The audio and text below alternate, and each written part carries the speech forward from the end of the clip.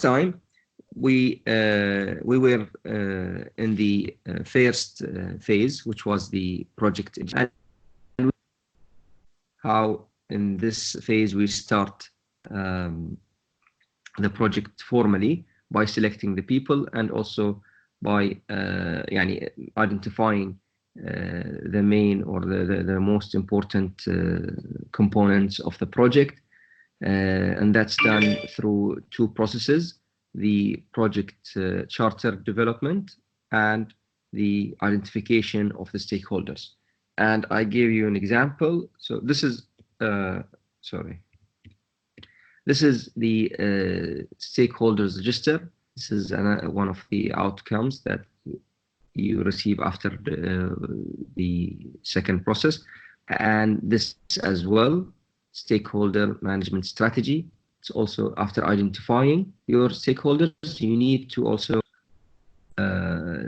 document some of the information that shows their interests, their influence on the project, and how we are going to deal with them. And as I mentioned before, that this is a sensitive document. It's not for publication. You don't publish it to your team or to anyone else. It's just for you to plan things and to know how to deal with each and every person involved in the project.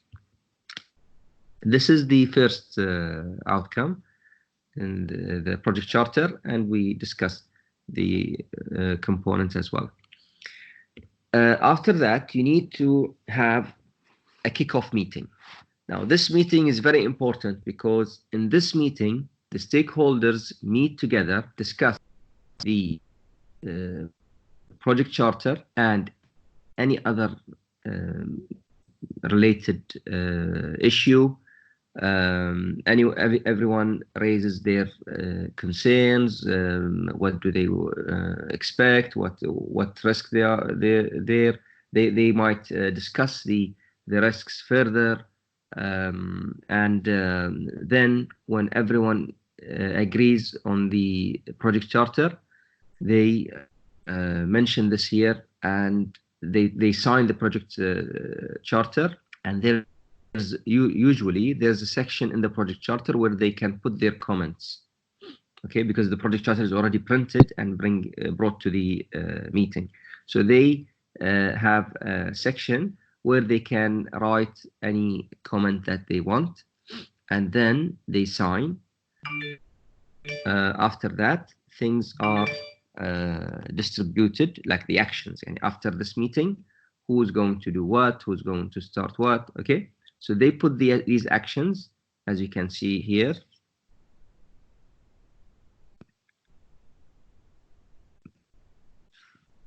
Okay, so they have actions here, okay, and they assign it to someone.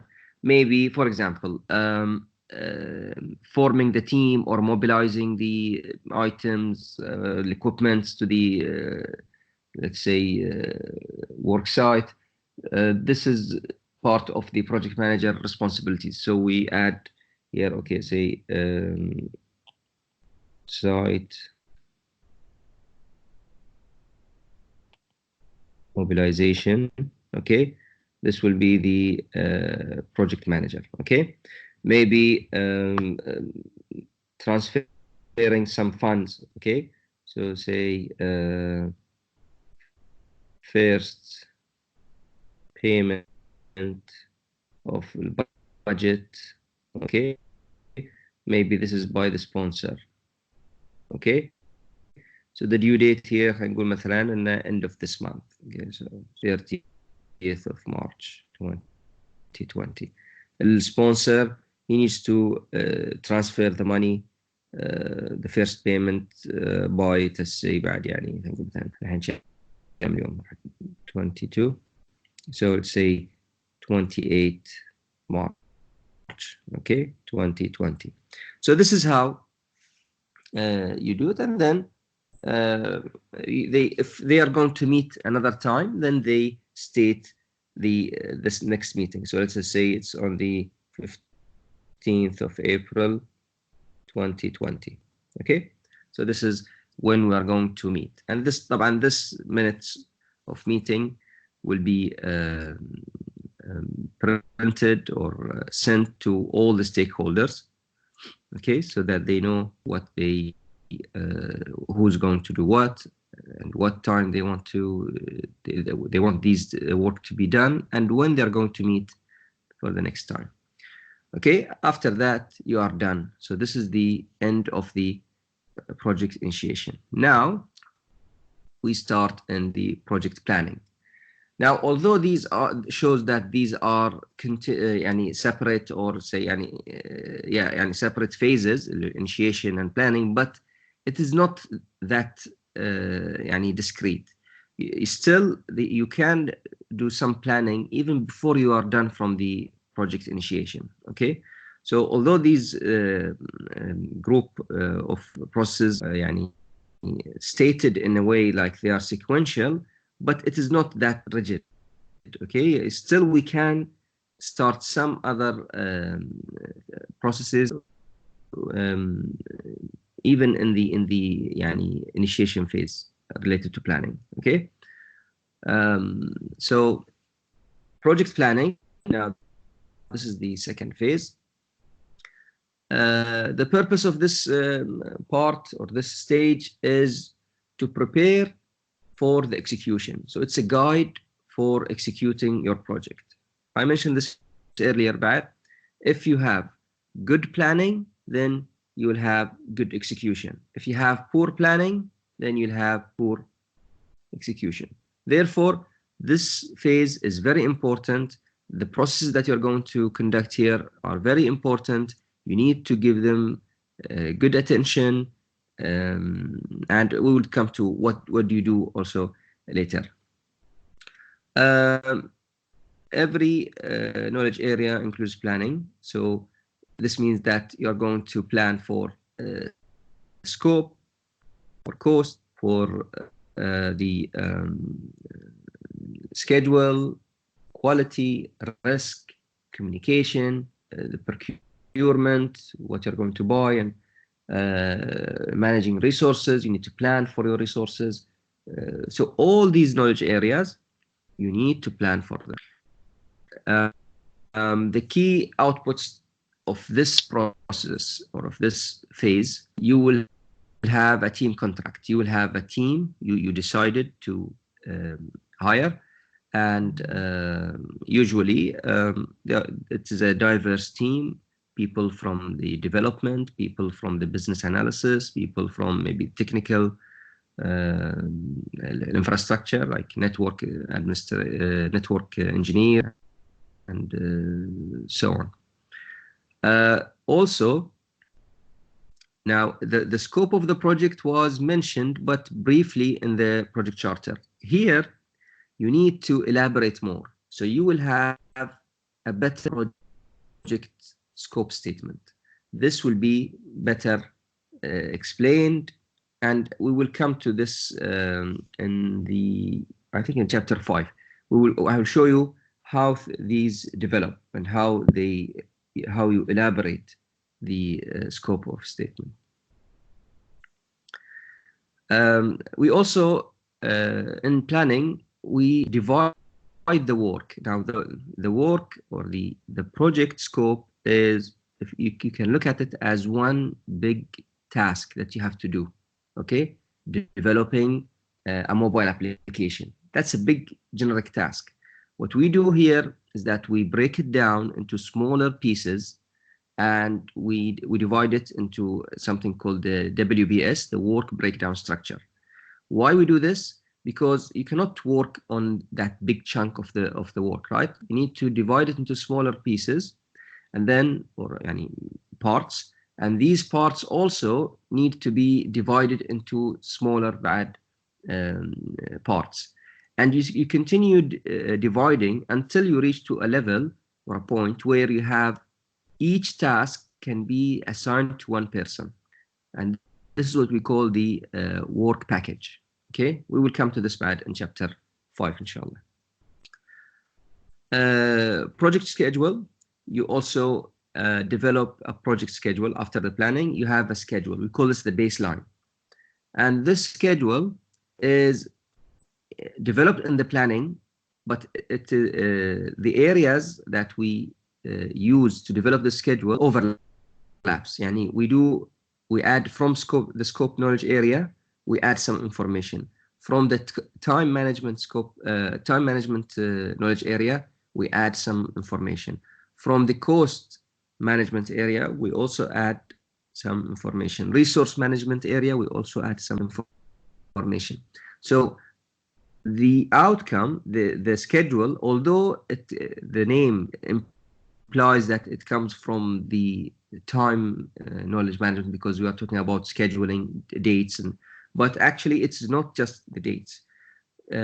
We use most of the areas, the knowledge areas, to develop this schedule, and you will see this when we go further in the other chapter. And we also assign the dependencies, yani what tasks comes before what, and what resources do you need. Okay, so which task comes before which task, and what resources do you need to fulfill these tasks. Okay, we also have a list of prioritized risk. Now this is initial also step. We do this in the risk management. In your course, we're not going to cover the risk management knowledge area, but this is the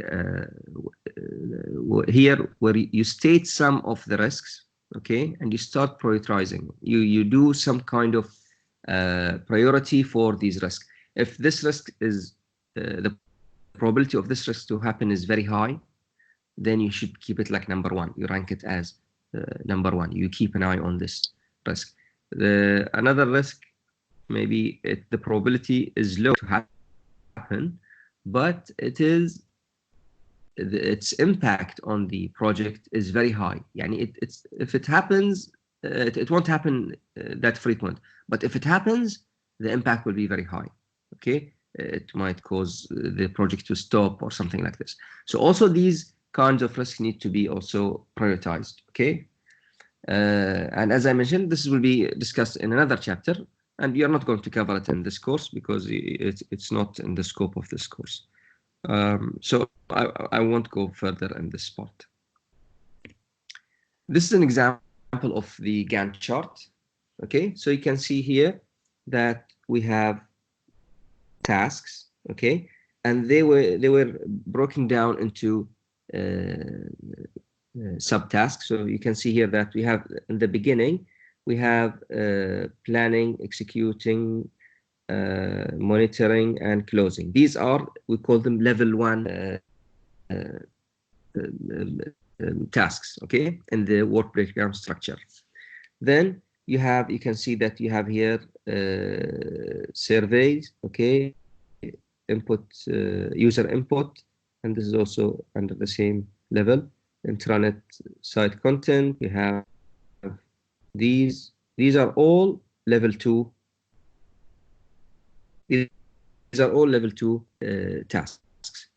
And then you can see that these, I'll do something else like star. These are level 3.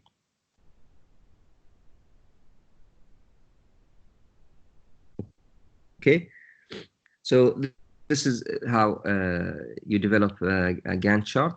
It has a work breakdown structure, which is this one. Okay, and it has the dependencies in schedule over time like this. So you can see here that you have tasks. These are tasks. Okay.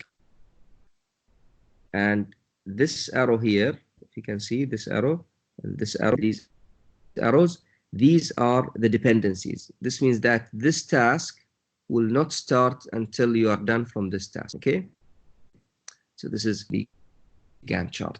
Okay, and there are some other, I think there's another one here we can explain later, or maybe in the other chapters. In chapter 5, we will also understand all of these the shapes in each of these Gantt charts. This is a list of the prioritized risk. You can see here like lack of inputs from internal consultants in the beginning. This is very important part. You need to get good input from the internal consultant and also from your client, usually the users. But also keep in mind that this list and the ranking changes over time during the life cycle of the project. Okay, maybe in the beginning now you are concerned about the inputs that comes from the clients, but later on, when you start developing and the system is running, or you have some pieces that work, you need to ensure that the security in that system is good. For example, the credentials and logging and log in and log out and all these. So this might be number 3, might go up to number 1. Okay, so the ranking changes during the project life cycle.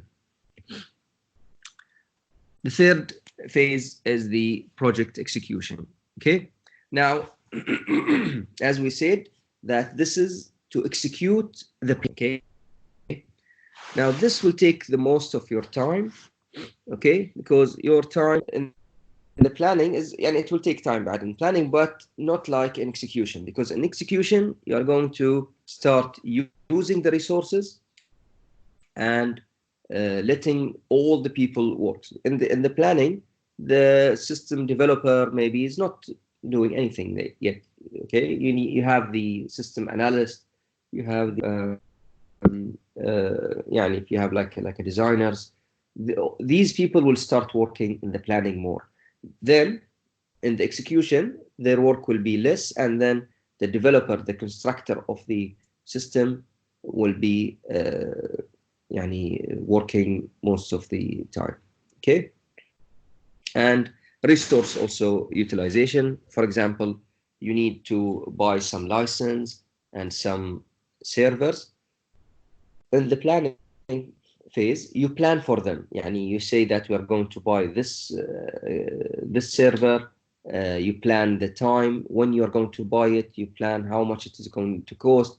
But in the execution, when you start developing the system and you want to install it on the server, now it's the time to use that resource, the server. So you start using resources, and that's why in the execution, the use of the resources is high, and also the time you spend there is also high. In this phase, it's very important to use your leadership skills. Remember in chapter 1, we said you have lots of skills you need to master or use in the project. Leadership is very important, because now you want to make sure that everyone does what is documented in these plans that you issued earlier. So you need to ensure that your team is working according to the plans. Okay. One thing also here, I didn't mention it. In the planning, ensure that those who are going to implement the execution, they participated in the plan. Why? Because they know the details. So we need those who are going to do the work to be included in the planning as well. I didn't mention that earlier, but just now I remember. So it's worth to say. We will also cover this in the integration in the next chapter, but it's good to mention it all the time so that you memorize it. Okay. In the execution, because now you are started working, the stakeholders, and mainly the sponsor, they want to see some deliverables. They want to see some outcome, some product, some results. Okay.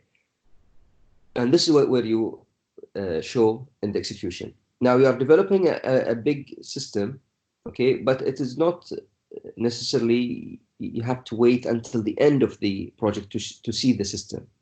You can work on the system based on modules. You finish a small part, and then this working part. So you show them that this is working and how it runs and you get the feedback also on them. And then you continue working until you are done from the complete system.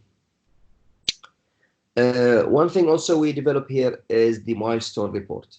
There is a report, I'll show you an example of it, and you'll find it in the book. There's a report called the milestone report. Remember I mentioned earlier that we have something called a milestone, and it is a point of time where you reach after finishing certain number of tasks, okay?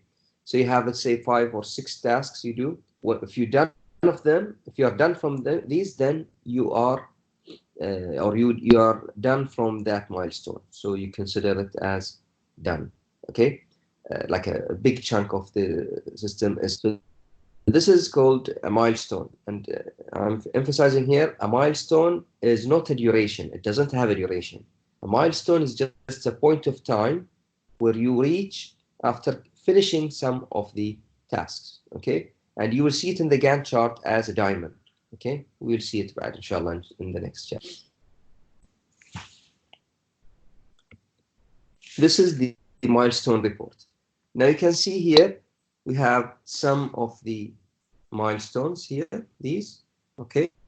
And this is the date of achieving them, okay? So there's no duration that on May the 2nd, you are going to finish the initiation. You are going to finish the stakeholders and stakeholders identification, and the project charter will be done in May 10th, okay? So your milestone, if you are done from the identifying the stakeholders, you finish from the 2 documents, then you are completed, you completed the milestone.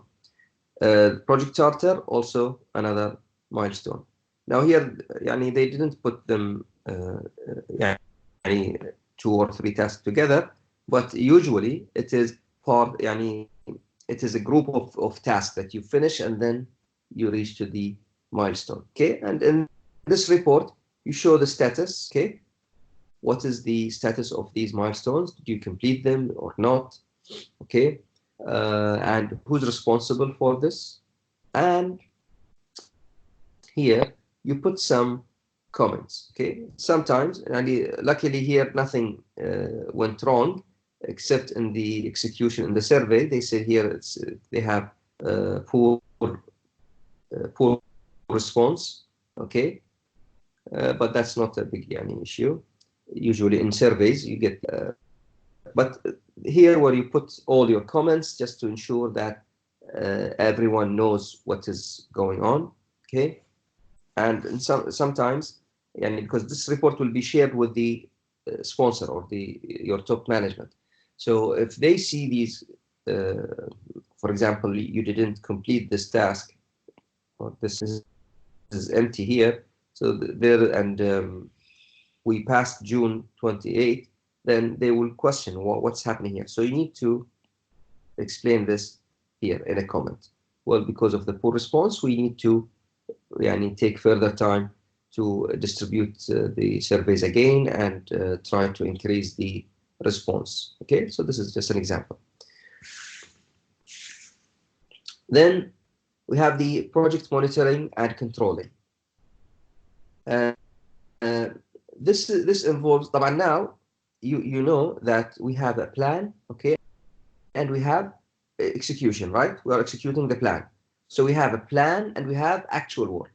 In project monitoring and controlling, you need to ensure that what was planned is fulfilled properly, and you are following the plan, the execution, and you are not deviating from that plan, okay?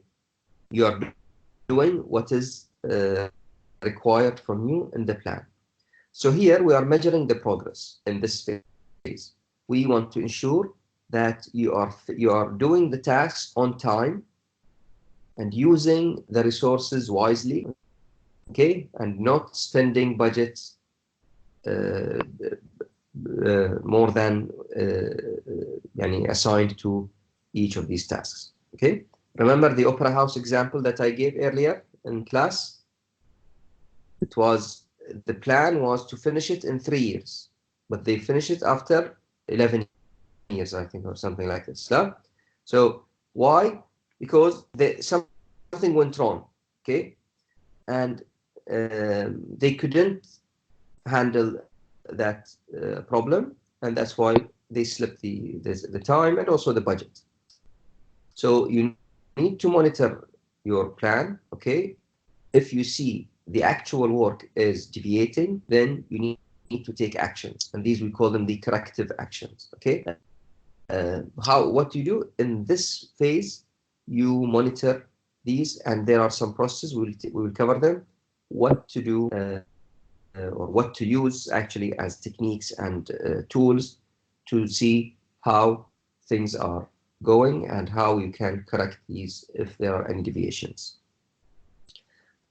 Your work here is related to all of the process groups. So monitoring and controlling is not a phase that comes after execution. It's actually there from the beginning. And here you will see when I mentioned that although these are phases, but they are not sequential, okay? This, especially this phase, starts from the beginning of the project, okay? Then the outcome of this process, okay, or this phase, performance reports. Performance reports will show, as I mentioned, the differences, we call these the variances, okay, between what is planned and what is the actual work done, okay? This is performance reports. And we also have something called the change requests. I will cover this in the next chapter, so I'll just skip it now. Just change request is a document, okay? You have to issue a document to do any change in the project, okay? I will come to this later. We also need to update various plans. Now, if you have some deviation, some changes happened in the plan, in the schedule, let us say, the time, you need to update all the other plans, okay? If you delayed the project for 1 month, okay, then you need to also update all the documents that you prepared earlier, okay, and it's based on the first timing, the first dates. So now you have a second date, you have a change in the date. So you need to go and update all the other documents. And updating documents is actually one of the outputs that you will find in most of the processes that you see in the phases of the project, okay? If you do any change, if any process do some changes or revise the work, you need to update the rest of the documents. Okay. The last point or the last phase is the project closing. Now, this phase is very, you can see it's very short, okay, but has two important things. The first thing is that you need to close the project by letting the customer accept the product, the final product. If they don't sign for accepting the project or the product, then it's not considered closed, okay? This means that you're still responsible for the project and for its budget and for everything. You need to get a final approval, okay, documented, signed on documents that they accepted the project.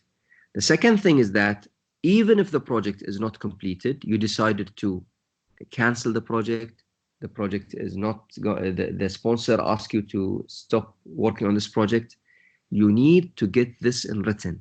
It has to be documented that this project is closed and it's not completed, because it will be your responsibility later that why you didn't finish the project, okay? You cannot say, well, you told me on phone that it's closed. That's not an evidence, okay? You need to show the evidence document. We also have, in closing, we do something called the lessons learned. Lessons learned is a report that project managers write at the end of each project. They document what have they experienced in the project. These could be what challenges you faced and how did you solve them, okay? In projects, some issues, they are similar. Okay, they occur in different projects. So in large organizations, when they have large projects or many projects, these challenges could reoccur in another project. So what they do is that they document these lessons learned.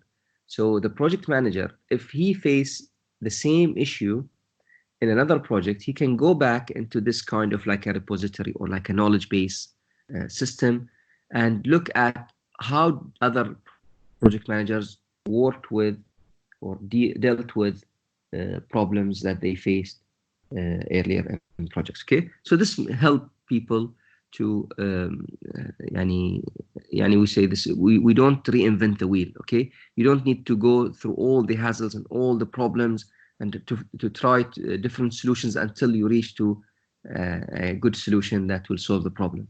If someone else did it earlier or had this problem earlier and he managed to solve it, okay, without wasting time or resources, then it's better to follow these. And that's why we have lessons learned to go for and get some advice from it. Okay. The last thing is that each project or every project need to have a final product. Okay, right? That's the product that you will deliver. But also, you need to have a report, final report. It's a document that you present to your top management or the sponsors, either